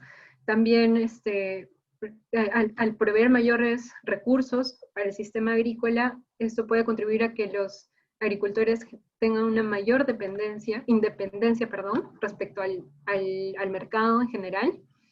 Y también se ha registrado en plantas silvestres, herbáceas y ruderales en otras partes del mundo que estas tienen un alto nivel nutritivo, porque no han pasado por los procesos de selección artificial que han pasado las plantas domesticadas, y muchas conservan grandes cantidades de proteínas, minerales, vitaminas, ¿no? Y por eso también son muy llamativas en general para investigadores de otras partes del mundo. Entonces, les decía que este aumento en el consumo de alimentos procesados es un factor clave que está haciendo que estas plantas dejen de ser consumidas, un factor clave también de erosión de los conocimientos tradicionales sobre los alimentos locales, y tiene que ver con una mayor conectividad con las ciudades, con el aumento en el poder adquisitivo. ¿Por qué? Porque los alimentos de la ciudad tienen un mayor estatus.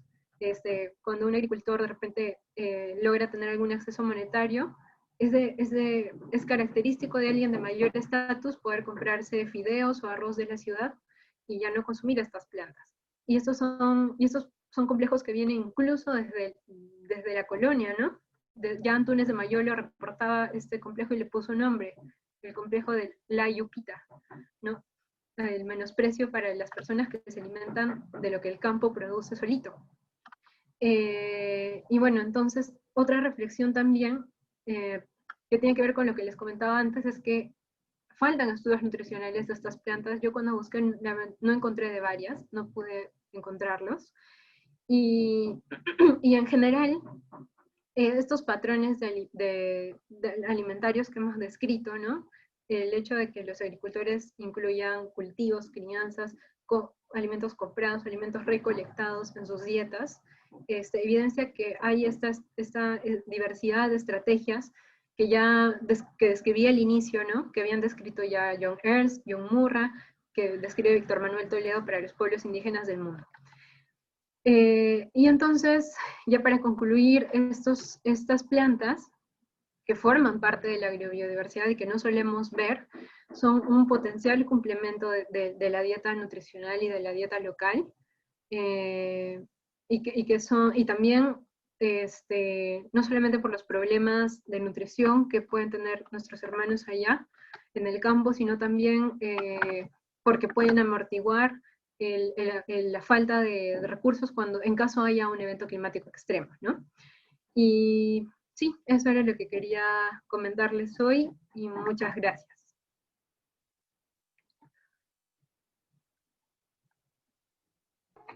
Mario, muchas gracias por la presentación, de verdad que ha sido muy interesante, y sé que muchos chicos más están interesados en seguir aprendiendo sobre esos conocimientos ancestrales que nos has hoy compartido, ¿no?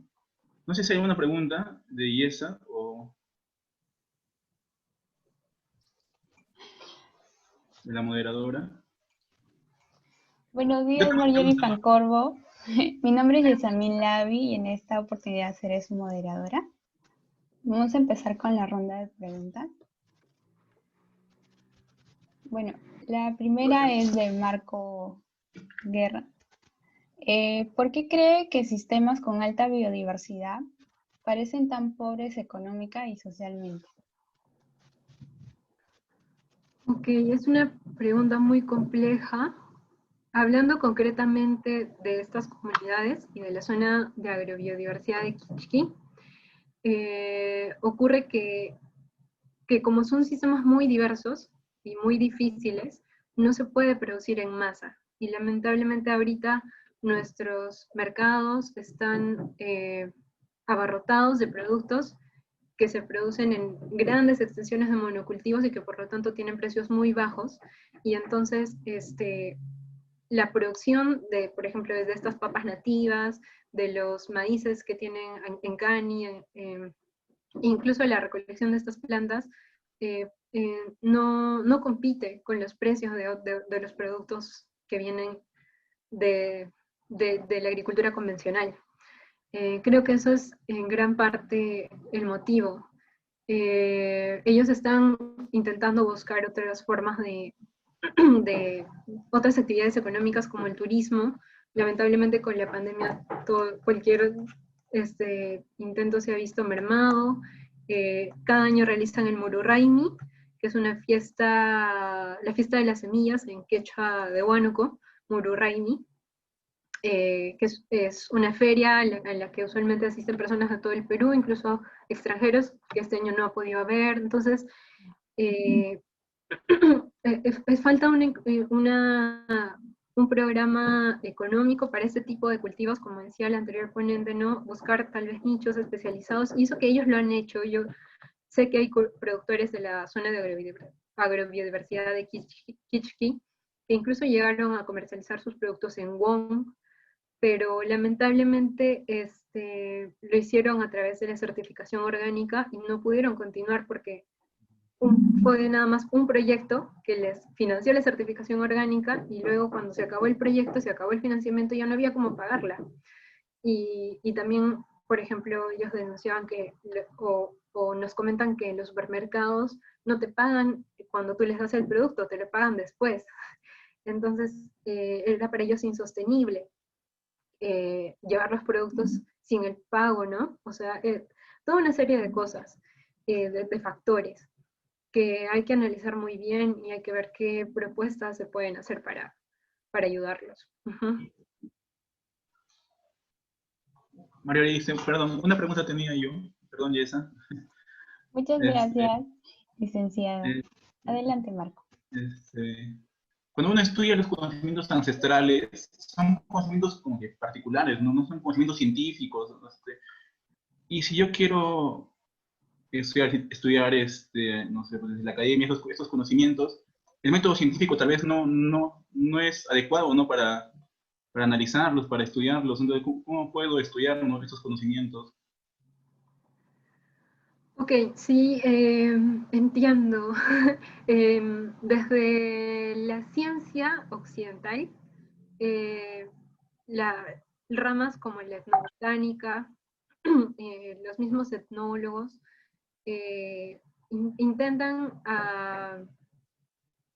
proponer metodologías para hacerlo. Si bien no son metodologías como que no son tan rigurosas como cuando haces un experimento en un laboratorio o en una parcela experimental. Sí hay bastante bibliografía que uno puede encontrar con pasos y recomendaciones muy específicas de cómo hacerlos.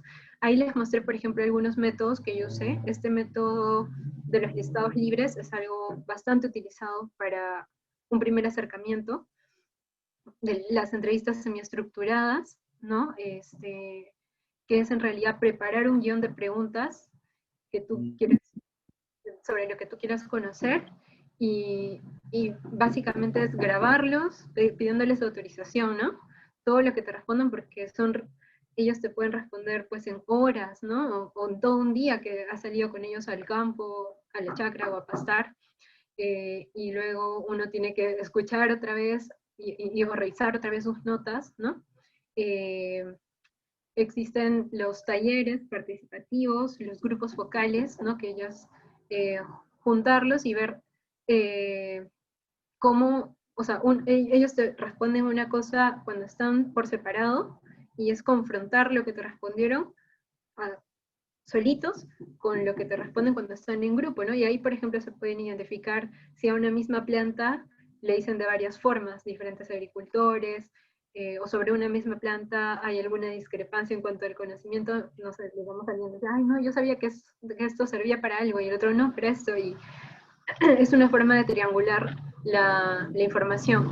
Entonces, uy, disculpe, entonces lo que sí es común a todas estas metodologías, y hay muchas más, es que siempre hay que triangularla, o sea, siempre se deben usar varias para comprobar que lo que has obtenido a través de una metodología efectivamente es, o sea, es válido, ¿no? Para la ciencia occidental. Ajá. Y eso es lo que te podría decir. Gracias, Mayori. Muchas gracias, licenciada. Aquí tenemos otra pregunta de Valeria Posaico. ¿Cómo se puede lograr que los pobladores o en general consuman los cultivos que no se fomentan? ¿Cómo saber sus valores nutricionales? Ok, bueno, no. La primera pregunta es sobre cómo saber, cómo hacer que los vuelvan a consumir, ¿verdad, Yelsa? Exacto. Ok, bueno, básicamente nosotros no logramos hacer nada, pero estábamos pensando en tal vez hacer como unos manuales o información como simplificada en que, ¿por qué? O sea, ¿por qué nosotros devolverles lo que ellos ya nos han dicho? Porque de repente es cuestión de estatus, porque si, o sea, entre ellos saben que se come, pero no lo comen, pero si alguien de nosotros, me refiero a de la academia, porque ellos nos ubican muy bien, la universidad agraria, ellos saben muy bien, conocen muy bien las ONGs, si alguien de una ONG o de una universidad le dice, oye, lo que tú conoces, vale, o sea, es tan valioso que nosotros lo hemos puesto en un libro o lo hemos puesto en un folleto. Eso pensamos, al menos con el centro de investigaciones con el que hicimos este proyecto, que sería muy valioso para ellos, ¿no? O sea, sería como indirectamente decirles, oye, lo que tú sabes es muy valioso para nosotros. Y como esperar en realidad que al ver eso ellos también lo valoren un poco más. Y ¿me repites por favor la segunda pregunta? Claro, con mucho gusto. Ah, ya me acordé. Sí, ya me la acordé, ya me la acordé. Sobre cómo saber, bueno, la única forma de saber los valores nutricionales es que un nutricionista haga el respectivo estudio, ¿no? Entonces, para esto se requieren chicos tesistas de la carrera que lo quieran hacer. Ahora también se puede mandar a un laboratorio, pero se necesita financiamiento, ¿no? Y las muestras requeridas en la cantidad requerida para hacer los estudios. Yo diría básicamente de algunos componentes como hierro, proteínas, magnesio, sería muy importante porque hay muchas hojas verdes que ellos consumen y esta población se sabe que tiene muchos problemas de anemia, y esos serían como los principales variables que sería importante conocer. Ajá. Bueno, muchas gracias por su respuesta. Hasta aquí nomás la ronda de preguntas. Y de nuevo, muchas gracias a usted, licenciada, y a todos los participantes. Muchas gracias también a ustedes. Muchas gracias a Mario Ori y a la doctora Nuri que nos ha acompañado hoy en la tercera charla, ¿no? Taller de las charlas de Prodopar. De verdad que ha sido una experiencia agradable tenerlos con nosotros y esperamos volver a verlas muy pronto otra vez con Prodopar. Muchas gracias. Para finalizar, solamente quería decir algunas cosas.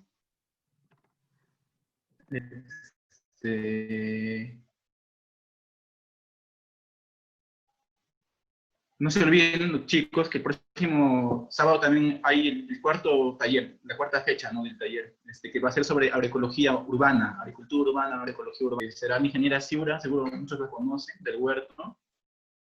Y el bachiller Joaquín Salinas, de Huertos en Azoteas. También seguro lo han visto en Instagram, en sus publicaciones. Esperamos contar con su presencia. Gracias por acompañarnos a todos, a los chicos de Propaz que se han unido, a los chicos externos y de verdad muchas gracias a los ponentes y a todos. Hasta la próxima.